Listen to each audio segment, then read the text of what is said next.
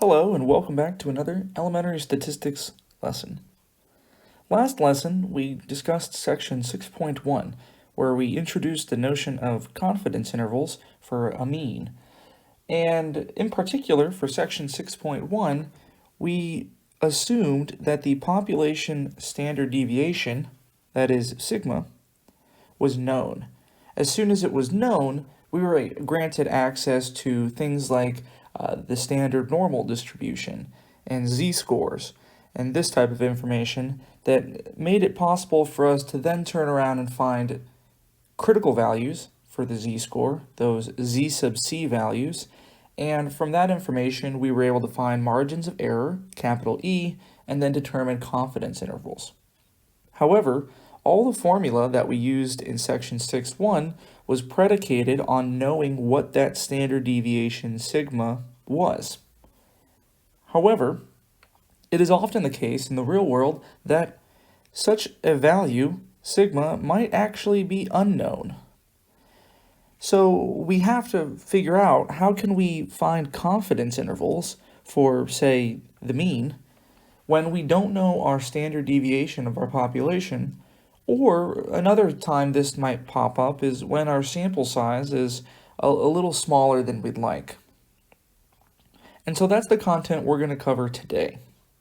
Now, I mentioned in that introduction that when we did know sigma, we had access to the standard normal distribution, the so-called z-score. So now that we don't know what the standard deviation is, it makes sense that we might not have access to the standard normal distribution. We might not have access to z-scores. It turns out that, in fact, that is the case. We don't have access to z-scores necessarily, but we do have access to something that's very, very close to it. That something is going to come in the form of the t-distribution. The t-distribution is very, very, very close to the standard normal distribution, but it's slightly different. So let's introduce it. By definition, if the distribution of a random variable x is approximately normal, so it's not quite normal, then instead of passing through to a z-score, instead we're going to pass through to a t-score. That's what we're going to call this. So this contrasts with a z-score and the fact that a z-score, we would have divided the sample mean minus the population mean by the standard deviation sigma, but we don't have access to the standard deviation. So in this case, what we're going to do is we simply divide by our best approximation of the standard error. So that's going to be then S, which is the standard deviation of the sample, divided by the square root of the sample size. So this is the formula we're going to have to convert our random variable x into t-scores. Now I mentioned that this is very similar to a z-score. So there's a lot of properties that we get from the t-distribution that are going to be very similar to those from the z-distribution.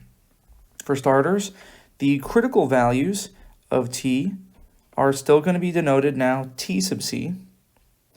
We find that the mean, median, and mode of the t-distribution are all equal to 0, just like the normal distribution, the standard normal, I should say. This t-distribution is also bell-shaped and symmetric about the mean, and the total area under the t-distribution is equal to 1. So 1 through 3 here are all properties that are shared with the z-distribution as well. Things start to get a little bit different once we get to number 4 here. Number 4, we have that the tails of the t-distribution are a little bit thicker than the standard normal distribution. And we also have that the standard deviation of the t-distribution will of course vary with sample size, but in particular, it is greater than 1. This contrasts with the normal distribution, where the standard normal distribution was standard, because the standard deviation was chosen to be 1. Now comes the most important difference between a t-score and a z-score, and that comes with number 6 here. Number 6 here introduces a new notion we haven't talked about so far. This introduces the notion of degrees of freedom. As it turns out, the t-distribution is a family of curves. It's not just one single distribution. There's actually a lot of them. And how you know which one to pick is going to be determined by degrees of freedom. So what are degrees of freedom? Well, essentially what degrees of freedom are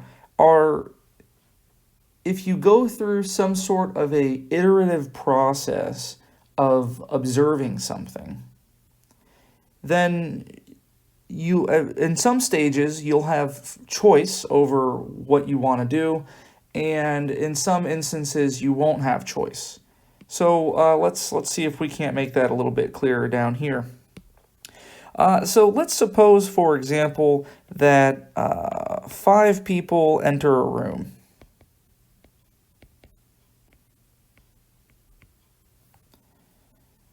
There are 5 chairs for the people to sit in. Every time someone enters the room, they sit in a chair.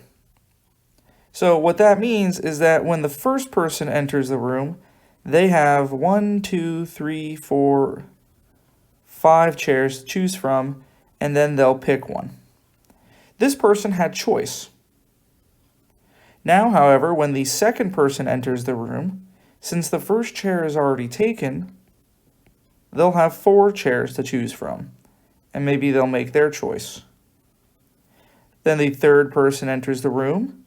They have 3 chairs to choose from. They make a choice. The fourth person, 2 chairs to choose from, makes a choice. And now comes the interesting part, where the first, second, third, and fourth person that entered the room each had a choice to make. As soon as the 5th person enters the room, there's only 1 chair left. This person right here has no choice.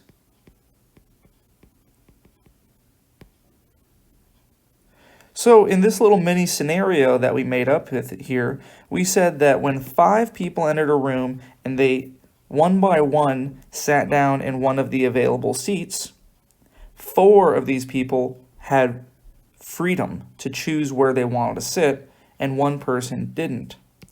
So in this scenario, we'll say that this selection process of choosing chairs had 4 degrees of freedom.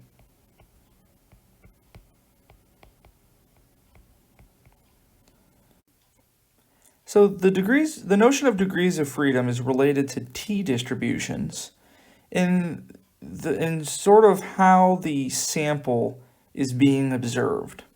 So if you have a sample size of, say, 40, then as you're going through whatever your experiment is or whatever your set of observations are, what you would end up doing is you would line up, say, line up your 40 samples.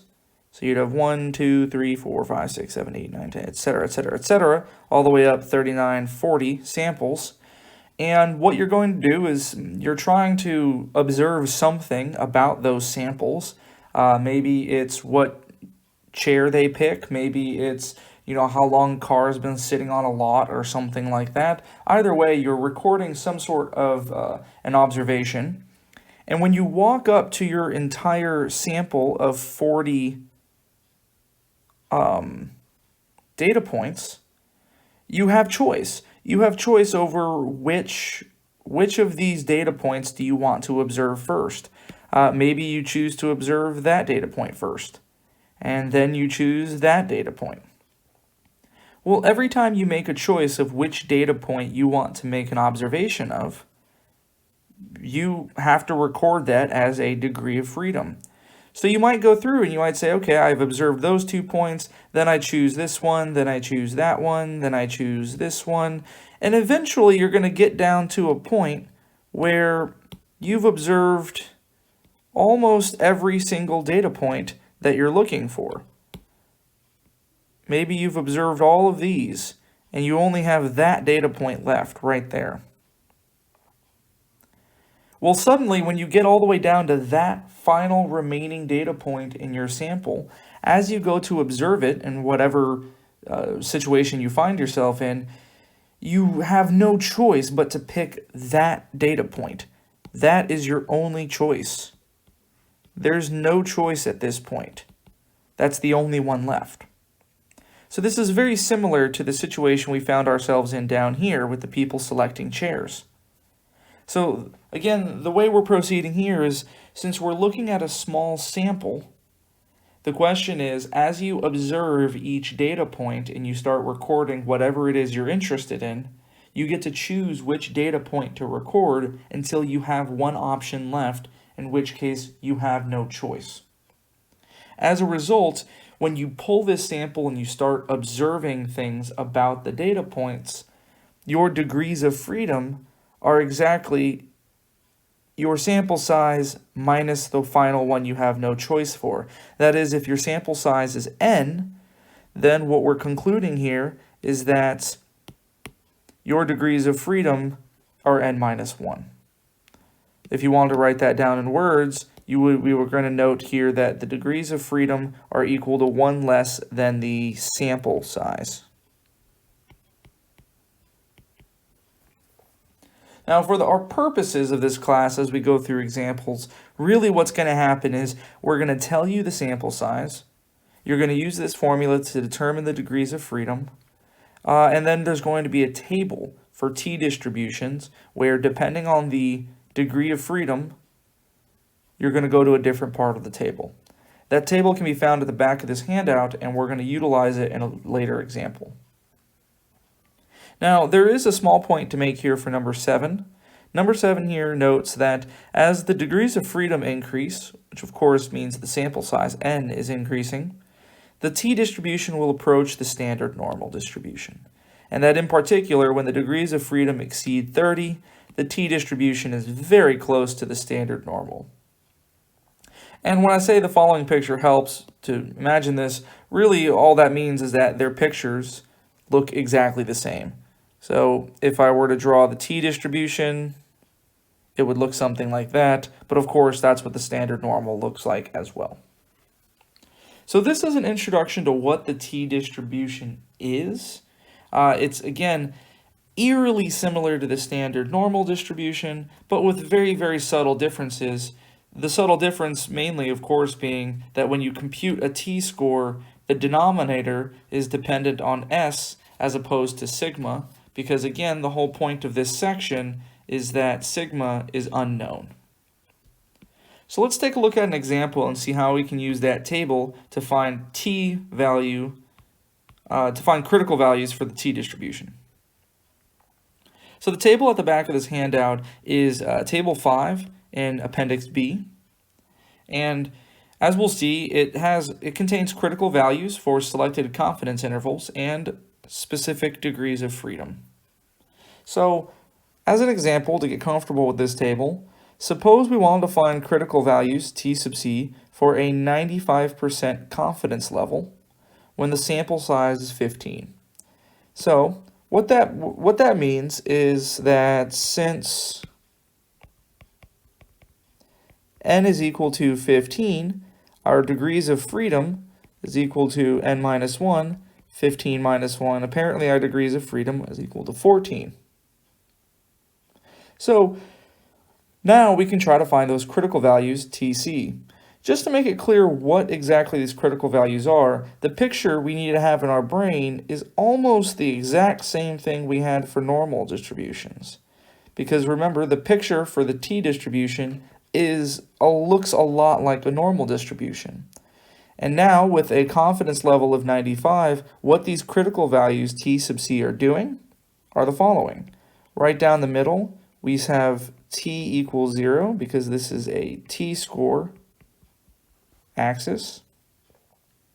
And what we want for the t sub c's, these are going to be magic values to the right and to the left, where the rightmost one is positive t sub c and the leftmost one is negative t sub c, such that the inside area between t sub c and under the curve, all of that region, we want that region to have an area equal to c, which is 0.95 in this example.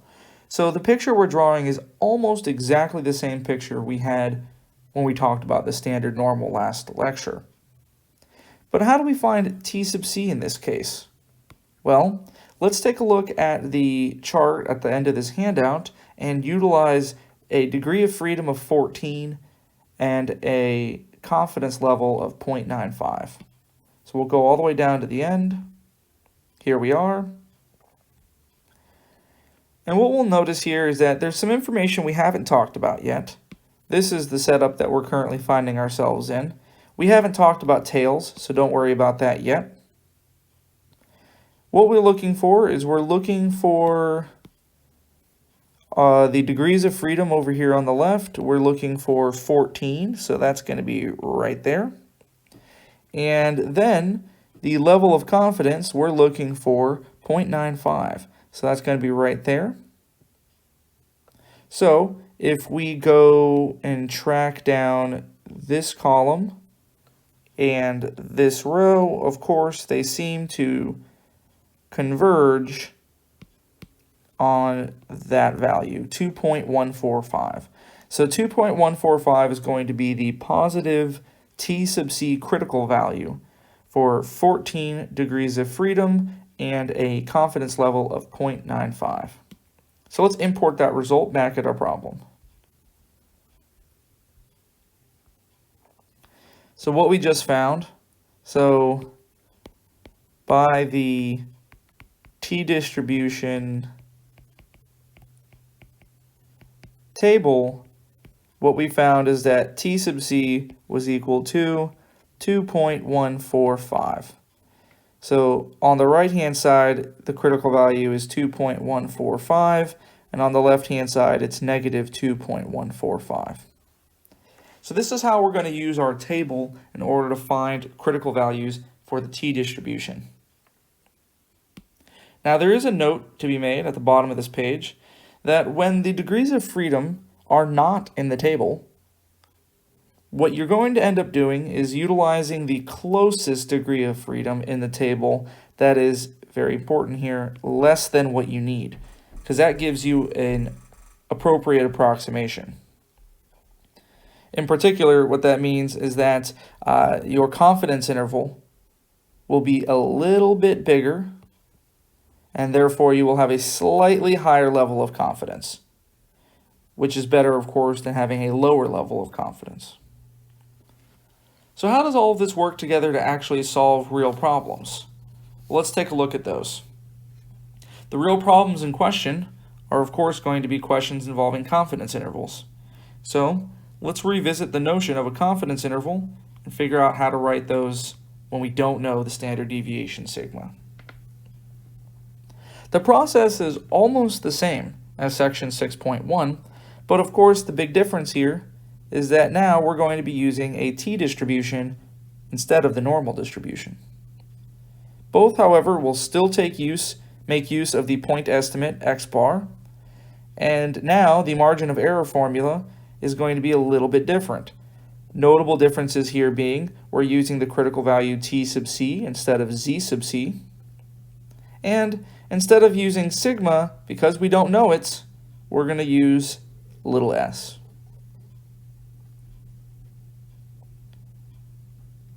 Now, there is a small caveat. Just as we did in section 6.1, we do have to verify before we use this formula that, first of all, the sample is random, and either the given population is normally distributed or your sample size is sufficiently large. These things that I'm writing here are the same as in section 6.1. So just like we did last lesson where we had to verify these hypotheses before using this formula up here, we're going to have to do the exact same thing. So there's also, again, going to be a little bit of writing that has to be done.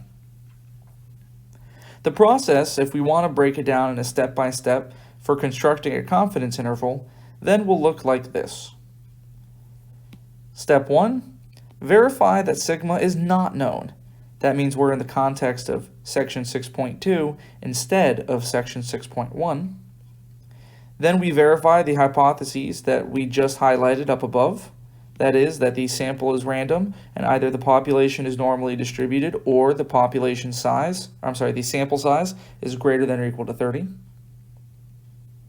And then after that, we find all of the relevant math values. We find, for example, n, which is going to be the sample size. We find the sample mean, x bar, by adding up all the samples and dividing by the sample size. And then, of course, the new candidate, little s. Little s is computing the sample standard deviation, which, if you don't remember the formula for that, is essentially computing the differences between the sample points and the sample mean. We're going to find those differences, square them, and add them all up. Then what we're going to do is divide by the sample size minus 1, and then take a square root.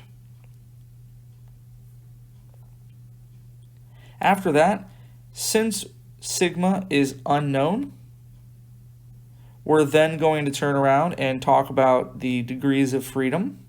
So that's going to be the sample size minus 1, then reference the level of confidence C, and then use the t-distribution table to find the critical value t sub c, for which now we have all the relevant information to find the margin of error E, which then if we subtract it from the sample mean and add it to the sample mean, this gives us the left and right endpoints for the corresponding confidence interval. So as you can see, the process is very similar to the one we had in the last lesson in section 6.1, but only with small changes. So let's work through two examples in order so we can see sort of what needs to be written and what kind of computations need to be carried out.